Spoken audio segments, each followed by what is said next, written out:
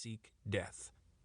But this hopeful, nervous year of 1719 held something new, a scheme more ambitious than anything previous attempted by the devilish denizens of the alley. The South Sea Company had opened for business in 1711. The firm had never really managed to do the work implied by its name, shipping goods and slaves to the Spanish ports of South America. Instead, it played in what was then just being born, a marketplace for credit, all the notes and bonds and much stranger inventions that the British government was using to build its ever-growing mountain of debt.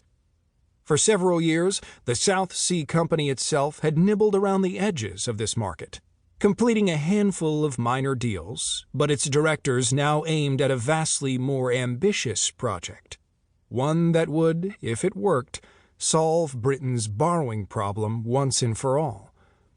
They proposed a heroic attempt at what we would now call financial engineering, taking the whole of the national debt accumulated over a seemingly endless series of wars and turning it into shares of a private company, theirs, which could be traded back and forth at will in the nascent stock exchange. In its partisans' view, that would be the saving of the nation.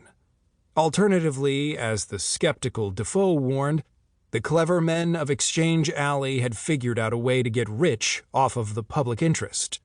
They were ready as occasion offers, and profit presents to stock job, buy and sell, the nation, cousin, trick, the parliament, ruffle the bank, run up and run down stocks, and put the dice upon the whole town.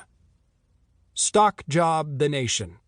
That was the crux of Defoe's polemic. Schemes like this transformed the national debt, a public necessity, into a form that could be manipulated for private profit. That was, he argued, if not treason itself, then treachery's nearest cousin. Is not all that is taken from the credit of the public on such an occasion, is not every step that is taken in prejudice of the king's interest a plain constructive treason in the consequences of it? In the most straightforward account of the events that were to come, known to history as the South Sea Bubble, Defoe would be proved right. In the year 1720, every Briton with 2 shillings to rub together, it seemed, would hear of the South Sea Company, would buy into its promises, and would be dazzled, for a time, at the prospect of riches beyond imagining. Half of Europe would too, and for a very great many, it would end in ruin. And yet, seen with enough distance and a comfortable remove from those lost fortunes, it's clear that Daniel Defoe was also wrong.